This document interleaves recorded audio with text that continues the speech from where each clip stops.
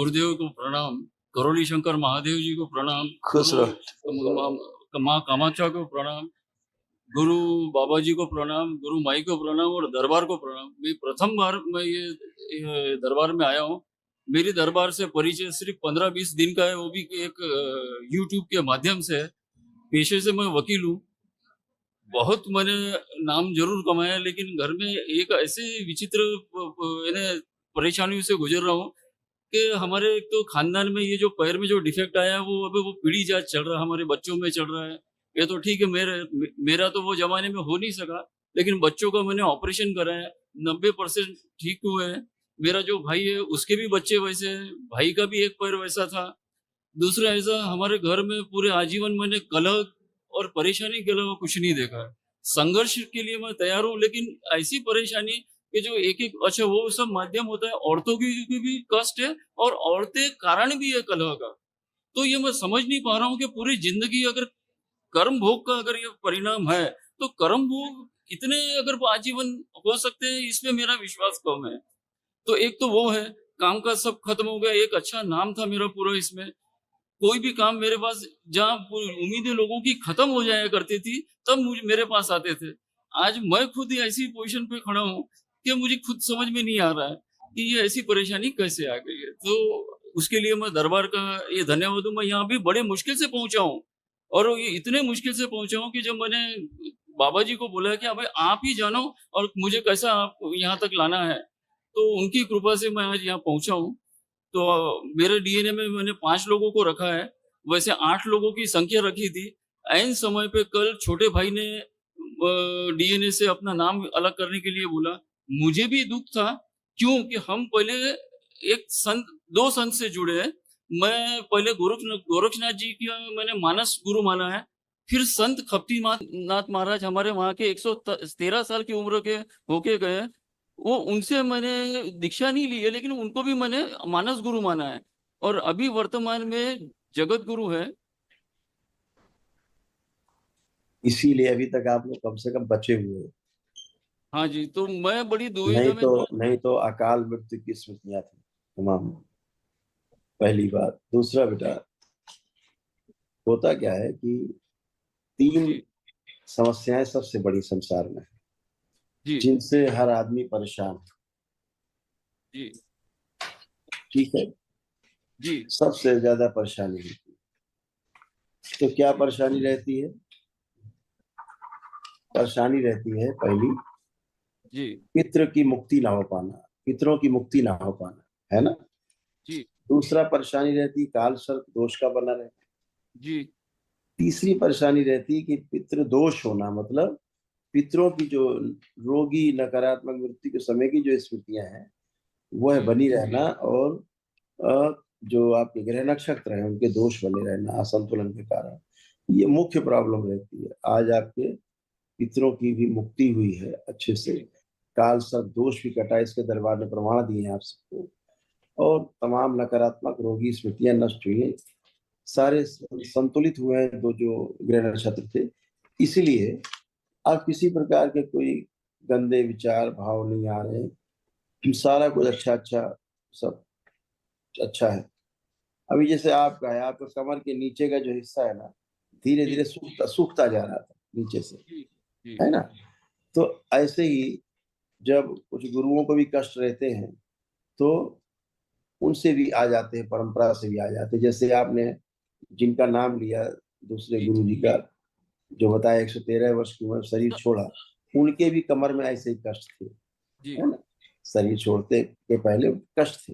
तो गुरु परंपरा के भी कष्ट ट्रेवल कर जाते हैं, जिनसे हमें प्रेम होता है, जिनसे हमें आदर होता है, वो भाव से जुड़े रहते हैं।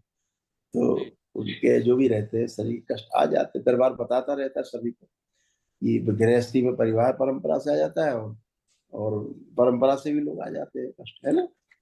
तो अच्छे थे, बहुत अच्छे साधक थे, गुरु थे, और दरबार में उपस्थित भी हैं। ठीक है। आपके साथ साथ उनकी आभा भी है, अच्छे हैं। दूसरा हम बताना चाहेंगे कि आपके तमाम जो कष्ट थे वो सारे ऐसे थे बेटा, इनकी स्मृतियां थी तमाम कष्टों की, जो लोग बन सकते थे, उनकी स्मृतियां भी हैं। कुछ ट्रेवल कर रही थी परिवार में, सारी स्मृतियां हैं। ये सारे कष्ट नष्ट हुए आपके, पढ़ सकते हैं। डीएमडी की स्मृतियां थी, मस्कुलर डिस्ट्रॉफी की, मसल्स डैमेज हो रहे थे। ऑस्टियोपोरोसिस की स्मृतियां थी, किडनी में घाव बन रहे थे। लिम्फेटिक सिस्टम डैमेज हो रहा था। हृदय घात की स्मृतियां थी। ऑटो इम्यून की स्मृतियां थी, बॉडी ऑटो इम्यून होती जा रही थी। ब्रेन स्ट्रोक की स्मृतियां थी। हर्निया की स्मृतियां थी, यूरेटर में पस भर रहा था। मेनिंजाइटिस की स्मृतियां थी, दिमागी बुखार की। लीवर में सूजन हो रही थी। लिवर सिरोसिस की स्मृतियां थी। संबंध खराब कराने वाली स्मृतियां थी। पागल बनाने वाली स्मृतियां थी। घाव बन रहे थे लंग्स में, कोलोन में, प्रोस्टेट में, गले में। अल्जाइमर की स्मृतियां थी। कैंसर की स्मृतियां थी, प्रोस्टेट में, रक्त में, मुंह में, गले में, लीवर में और रेक्टम में।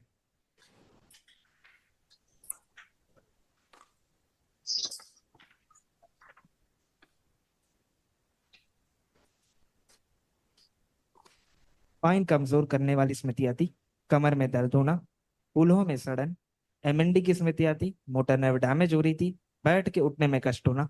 डीएमडी की स्मृतियां थी, मस्कुलर डिस्ट्रॉफी की, मसल्स डैमेज हो रहे थे। अर्थराइटिस पेन बने रहना। पैरों में चुभन होती थी। घुटनों में सूजन आ जाती थी। कमर से नीचे सूखता जा रहा था। कमर में अकड़न जकड़न की स्मृतियां थी। टेल बोन में दर्द रहता था। लकवे की स्मृतियां थी और फ्रैक्चर करने वाली स्मृतियां थी।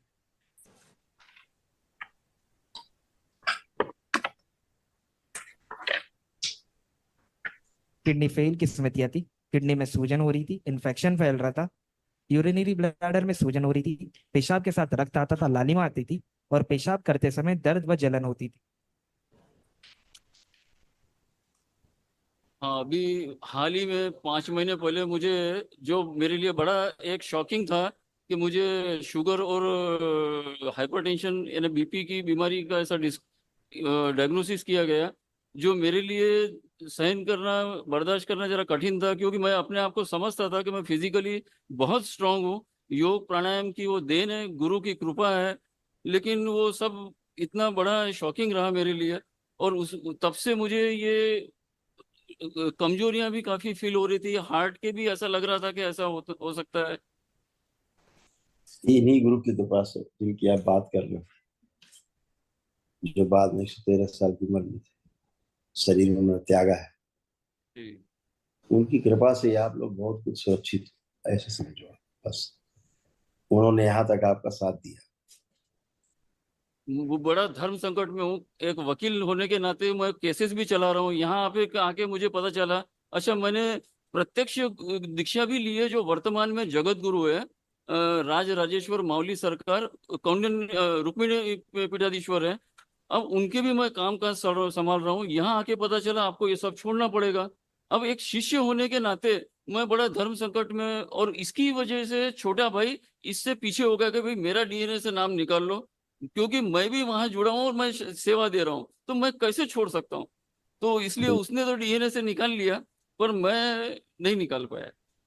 देखिए, हम आपसे फिर से बताएं, फिर से ध्यान रखिए, कहीं पे ले रखी दीक्षा, दरबार को इससे कोई लेना देना नहीं। ठीक।